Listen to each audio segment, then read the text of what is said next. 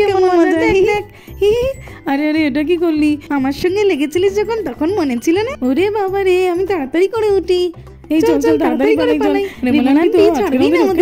Hello আমার দুষ্ট মিষ্টি বন্ধুরা, আশা করি তোমরা সবাই খুব ভালো আছো। তোমরা এখন চলে এসেছো অঞ্জলিদের বাড়িতে। তো চলো এবার তাহলে দেখে নিই কি হয়। ঈশা, তোমাকে যে 1 2 লিখতে দিলাম সেটা কি হয়ে গেছে? হ্যাঁ মাম্মাম, আমার 1 2 লেখা হয়ে গেছে। এবার আমাকে থুতি দাও। না না, এখনই তো তুমি পড়তে বসলে, এত তাড়াতাড়ি ছেড়ে দিলে কি করে পড়াশোনা হবে? এরকম করলে চলবে না। নাও এবারে এবিসিডিটা লিখে দাও তো দেখি, তারপরেই তোমাকে ছুটি দেওয়ার কথা ভাববো। লেখো। দুল বাবা, ভালো লাগে না। মাম্মাম তো তাই কখন থেকে বলে যাচ্ছে তুতি দেবো দেবো দেবো, এখনো দিল না। দি তাড়াতাড়ি করে এবিসিডিটা লিখে দি। এই তো হয়ে গেছে। ও মাম্মাম দেখো না, আমার এবিসিডি লেখা হয়ে গেছে। উফ বাবা, এবারে তো আমাকে ছুটি দেবে। কি মজা কি মজা। দাও দেখি কেমন এবিসিডি লিখেছো দেখি। আরে আরে এ কি, এটা এবিসিডি না কাকের ট্যাং বকের ট্যাং করেছো? কিছুই তো বোঝা যাচ্ছে না। কতবার বলি ভালো করে হ্যান্ডরাইটিং করবে, আবার লেখো আবার লেখো। দেখে তো মাম্মাম তো এই কোলে কোলে আমাকে আর তুতিই দিতে না, আবার বলতে যে এটা লিখে দাও ওটা লিখে দাও। আমি আর লিখে দিতে পারবো না। দাও তো মাম্মাম। ঈশা, আমি কিন্তু খুব রেগে যাচ্ছি, তাড়াতাড়ি পড়ে নাও, না হলে এমনিতেও আমি তোমাকে খেলতে যেতে দেবো না। ভালো করে পড়ে নিলে আমি খেলতে যেতে দেবো। নাও। ঠিক আছে, আমি আবার লিখে দিচ্ছি। দেখ দেখ মিমি ঈশাকে নিয়ে কিভাবে পড়াচ্ছে, ওকে তো একদমই ছাড়ছে না। কি করে আমরা ঈশাকে নিয়ে খেলতে যাই বলতো?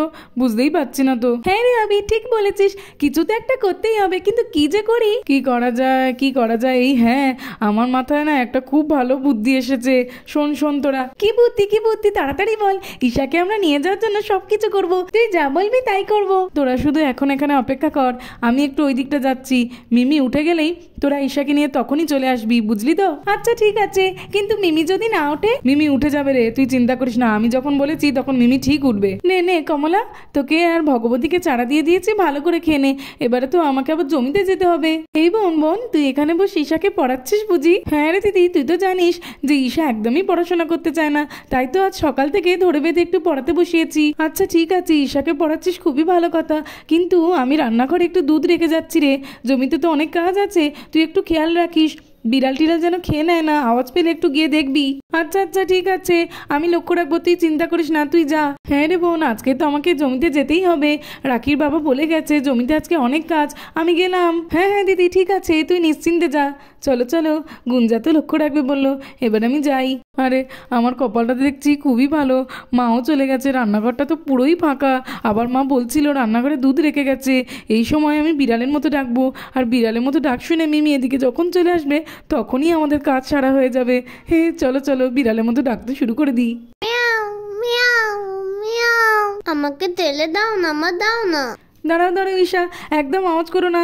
রান্নাঘরের দিক থেকে তো বিড়ালের আওয়াজ আসছে, আর দিদি তো বললো যে দুধ রেখে গেছে। বিড়ালটা সব দুধ খেয়ে পেলো নাকি? সর্বনাশ, আমি তাড়াতাড়ি করে গিয়ে দেখি। ঈশা তুমি কিন্তু একদম উঠবে না লেখাপড়া ছেড়ে। আমি যদি এসে দেখেছি যে তুমি উঠে গেছো, আমি কিন্তু খুব বকাবকি করবো। আমি এক্ষুনি রান্নাঘর থেকে ঘুরে চলে আসবো। চলো দেখি বিড়ালটা কোথায় গেল। আজকে তো বিড়ালটাকে আমি ধরেই ফেলবো, আর ওকে এমন শিক্ষা দেবো যে দুবার দুধ খেতে আসার কথা ভাববেই না। আরে কি, রান্নাঘরে তো দেখছি কোথাও কোনো বিড়াল নেই। দেখি তো দুধটা ঠিক আছে কিনা। হ্যাঁ এই তো, দুধটা তো ঠিকই আছে। তাহলে কি হলো ব্যাপারটা বুঝতেই তো পারছি না। রান্নাঘরে কোনো জিনিসই ছড়ানো ছিটানো নেই, সবই ঠিকঠাক আছে, কিন্তু আমি তো স্পষ্ট রান্নাঘর থেকে বিড়ালের আওয়াজ শুনলাম। কি যে হলো কিছুই বুঝি না বাপু। আচ্ছা ঠিক আছে, দুধটা যখন ঠিক আছে আমি তখন যাই, ঈশার কাছে যাই। না হলে মেয়েটা তো একেবারে ফাঁকিবাজ, একটুও পড়াশোনা করে না। ইউপু ওই দেখ মিমি তো উঠে গেছে। আবির একদম ঠিক কথা বলেছিল, এই সুযোগ চল। হ্যাঁ এই সুযোগেই আমরা ঈশাকে নিয়ে পালাবো। চল হ্যাঁ চল তাড়াতাড়ি। ঈশা তাড়াতাড়ি চল আমাদের সাথে। হ্যাঁ রে ঈশা চল আমাদের সঙ্গে তাড়াতাড়ি করে চল। আলে তোমরা কোথা থেকে এলে? লাকি দিদি, অপু দিদি, তোমরা তো খেলা করতে। ঈশা এত কথা বলার এখন একদম সময় নেই, না হলে তো আন্টি চলে আসবে। তুই আমাদের সঙ্গে চল বলছি। হ্যাঁ অপু ঠিক করেছিস, চল ঈশাকে নিয়ে তাড়াতাড়ি চল, না হলে মিমি একবার দেখে ফেললে তো আমাদেরকে একদমই ছাড়বে না। আরে কি, এখানে বই খাতা ফেলে রেখে মেয়েটা কোথায় গেল? দেখেছো কেমন পাজি? আমি ওদিকে বিড়াল দেখতে গিয়েছি, আর এই সুযোগে বই খাতা রেখে দিয়ে পালিয়েছে খেলতে। কি যে করি এখন? আচ্ছা আজকে আসুক মেয়েটা বাড়িতে, তারপরেই ওর আমি মজা দেখাবো। বিড়ালটাও যে কোথা থেকে ডেকে উঠলো না, সবটাই গেল গুলিয়ে। একটু পড়াতে বসেছিলাম, তারও জো নেই। আচ্ছা আজকে আসুক না বাড়িতে, খেতেই দেবো না, তখন দেখবো কেমন মজা। দেখ দেখ মিমি কত রেগে গেছে, কিন্তু আমরাও বা কি করতাম বলতো? সকাল থেকে মিমি পড়িয়ে চলেছে, ঈশাকে একটুও ছাড়ছিল না। ঈশাকে ছাড়া আমাদের তো খেলতে একদমই ভালো লাগে না। আরে আন্টি একটু রেগে গেছে, যাক, আবার দেখবি একটু পরেই আন্টির রাগ ঠিক কমে যাবে। মাদে বললো খেতে দেবে না, কি হবে তাহলে? রেগে গেছে নয় ডাক, আমাকে খেতে না দিলে কি হবে? আমার তো খুব দোলে খিদে পায়। দূর ঈশা, তুই এত চিন্তা করছিস কেন? মা আছে তো, মা তোকে ঠিক খেতে দিয়ে দেবে দেখবি। এই আমরা তো এখানে, কিন্তু আবির কই গেল? এখনো কেন এলো না? এই তো আমি এসে গেছি। এই বললি না তো তোরা যে কেমন প্ল্যান করলাম ঈশাকে আনার জন্য? এই আবির, তুই না খুব ভালো প্ল্যান করেছিস। হ্যাঁ খুব ভালো। আচ্ছা এত বুদ্ধি তুই কোথায় রাখিস রে, একটু বল না। আচ্ছা ঠিক আছে, পরে বলবো। এই এখন তাড়াতাড়ি চল, রিঙ্কি আর রোহান তো কখন চলে গেছে, আমাদের অনেক আগে, এবার আমাদেরকেও যেতে হবে, চল। তোমরা আমাকে নিয়ে এলে বলে, নইলে তো মাম্মা আমাকে তুতেই দিচ্ছিল না। আমি তো খেলতে যাবো, তোমাদের সঙ্গে খেলবো। রিঙ্কি, এই বালির মধ্যে খেলতে কত মজা হচ্ছে বল। আবিরা এখনো কেন এলো না রে? হ্যাঁ রে রোহান, আমারও খুব মজা হচ্ছে, বালির ভেতর পা ঢুকিয়ে দিয়ে কি মজাটাই লাগছে। আবিরা ওরা আসবে বলেছে তো, ঠিক চলে আসে, দেখ না। হে কি মজা হচ্ছে আমার। যেই আসবে তাকে আমি বলবো যে বালিতে চাপা পড়ে গেছি, বলে তাকে আমি বোকা বানাবো। এই দেখ রোহান, আমি তো চলে এসেছি।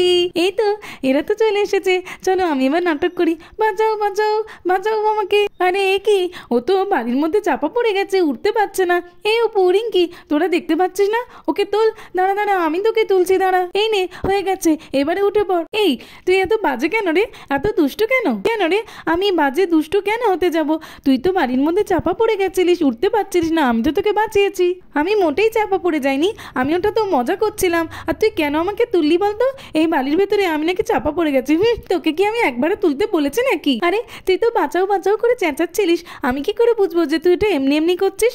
এমন নাটক কেনই বা করিস? তুই খুবই চোখরুটি, ওই জন্যই তো কেউ তোকে বাঁচাতে চাইছিল না। এবারে দেখবি যেদিন সত্যি সত্যি হবে সেদিনও তোকে কেউ বাঁচাতে যাবে না। ঠিক আছে, আমাকে কাউকে হেল্প করতে হবে না, আমি এমনিই ঠিক আছি। তুমি জানো না দিদি ভাই, ওই দিদিটা না খুব দগলা করে জানো।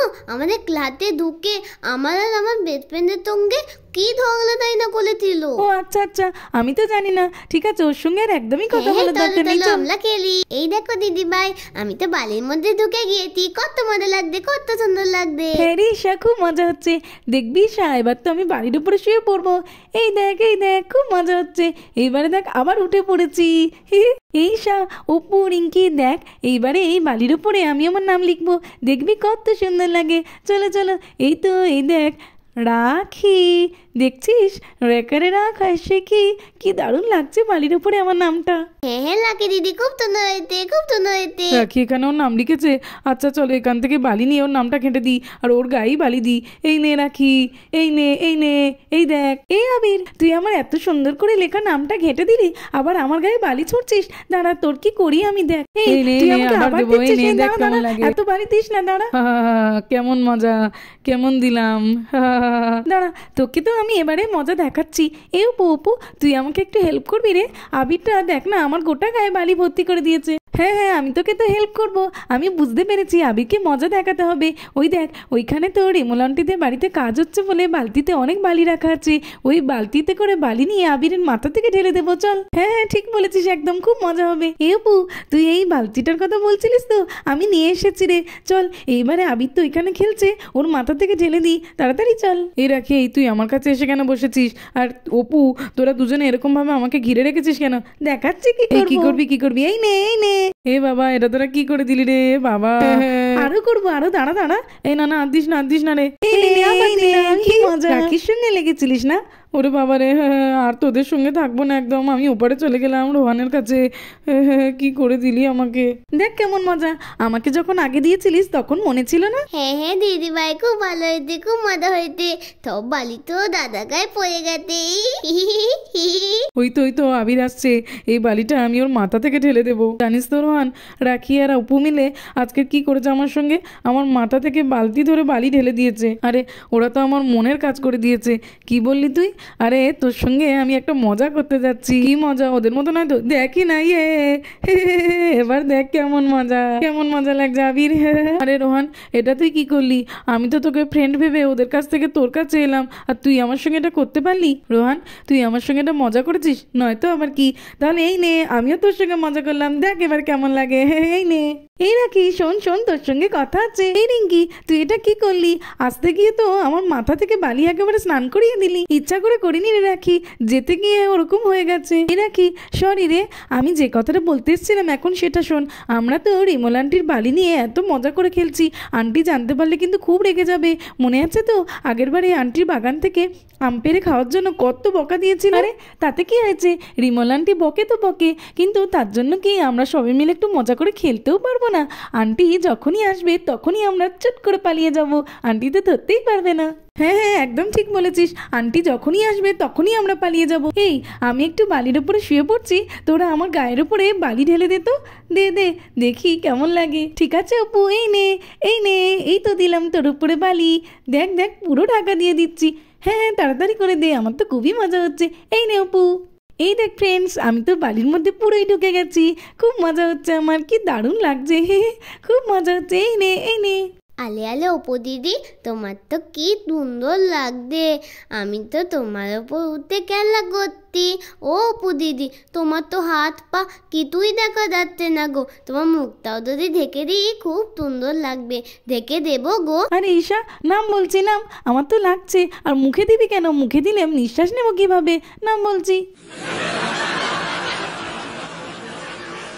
দেখেছো, আমি তো একদম ঠিক শুনেছি, এই বাচ্চাগুলোই হাসছে। আরে আরে, এই ওঠ বলছি, ওঠ, আমার বালির উপরে উঠে এইভাবে ছড়িয়েছিস। দাঁড়া, তোদের একদিন কি আমার একদিন, তোদের আজকের আমি বাবা মার কাছে বলে এমন মার খাবো না, তারপরে বুঝবি। ওঠ বলছি, কি করেছে দেখো। ওরে বাবা রে, আমি তাড়াতাড়ি করে উঠে পড়ি। এই তাড়াতাড়ি চল, তাড়াতাড়ি করে ছাড়বেই না, পালিয়ে আর যাবে কোথায় বাচ্চারা?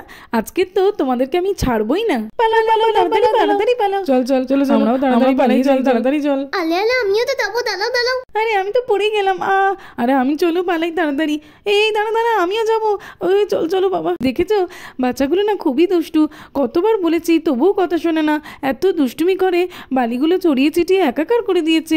আচ্ছা দাঁড়াও না, পালিয়ে যাবে কোথায়? চলো ওদের বাড়ি গিয়ে ওদেরকে ধরবো। তো বন্ধুরা, দেখলে তো কমলা আন্টি কি করলো? বাচ্চারা তো সকলেই ভয়ে পালিয়ে গেল। এরকম আরও ভিডিও দেখতে হলে আমার চ্যানেলটাকে সাবস্ক্রাইব করে দেবে। থ্যাঙ্কস ফর ওয়াচিং, দেখা হবে পরের একটি এপিসোডে।